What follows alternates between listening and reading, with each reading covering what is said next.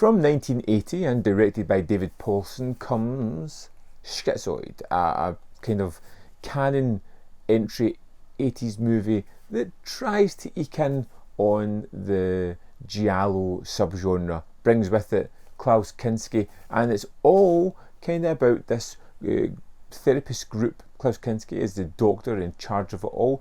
We get Donna Wilkes, who plays Alison, who is our main character, who starts to receive these threatening letters, cut out newspaper letters that just threaten doom and death coming her way. Of course, there is a black-gloved killer wielding a pair of scissors that is killing people from the group.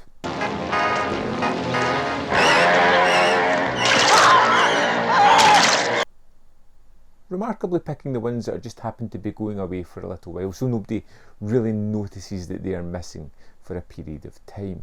And as we join Alison, we discover that her marriage has broken down, although she's still on friendly terms with her husband, played by Craig Wasson. And she slowly starts to realise that there is someone out there, someone very dangerous, someone that is possibly killing people. And even though the police seem almost dismissive in their way of treating her, like, don't worry about it, it's fine, can't really do anything, nobody's been murdered, that kind of police mentality, which is incredibly fun to watch. We kind of see Alison struggling to uncover the mystery of why this person is killing, who they're ultimately after, and maybe some other things along the way. You mean we have to wait until somebody dies? The law works in mysterious ways, miss. But it's such a sad letter. You'd be surprised how many people out there feel the same way this guy does. Now you get Klaus Kinski in this one, who really is stretching his acting roles by playing an almost borderline abusive father who creepily spies on his daughter as she gets changed going in showers, who aggressively attacks and has sex with many women throughout this, and seems almost predatorial in his antics, as well as being someone who should be there to look after and help treat these people. He seems like someone that's kind of taking advantage a little bit of that as well, which, like I said, bit of a stretch for that person, but he manages to do alright. We get other people showing up in small roles, like Christopher Lloyd, who has one moment where he gets to play extremely creepy and threatening and does it with aplomb, and I just think this is a fairly competent riff on Giallo movies. Now, it's always a discussion that I get to of what really is a Giallo film. Should it be a film that was made in Italy or Europe? Should it be one of those ones that has that kind of grimy feeling about it?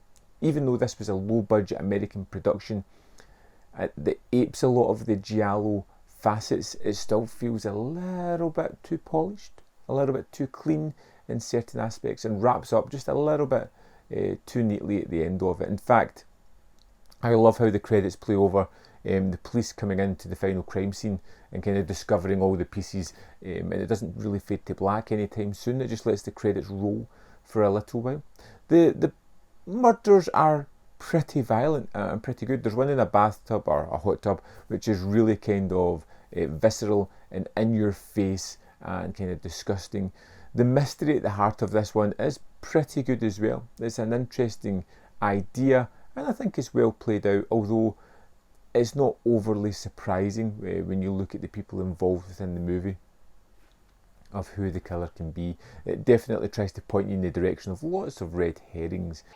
Probably a hooker. You think all women are hookers, don't you?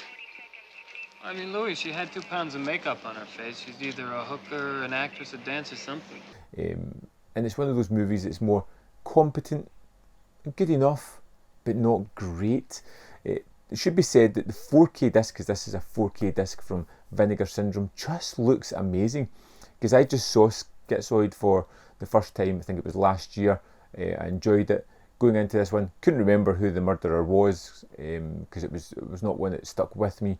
Figured it out halfway through again, but I was really surprised with the quality of the image and how it looked. It really kind of struck me how stunning it was, especially some of the nighttime sequences as well.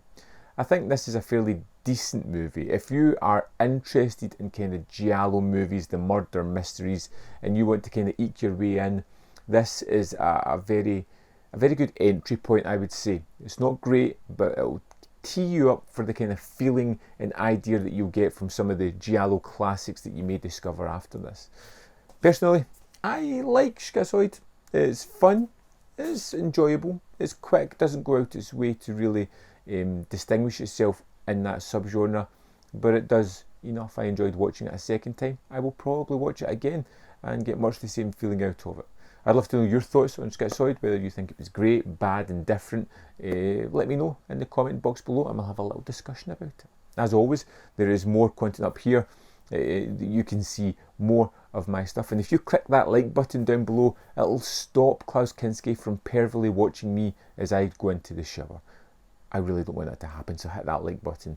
And of course, you can join me on Patreon or the membership program if you want to give me that added bit of support that really helps this channel. Thanks for watching, and I'll see you next time on Man v Film.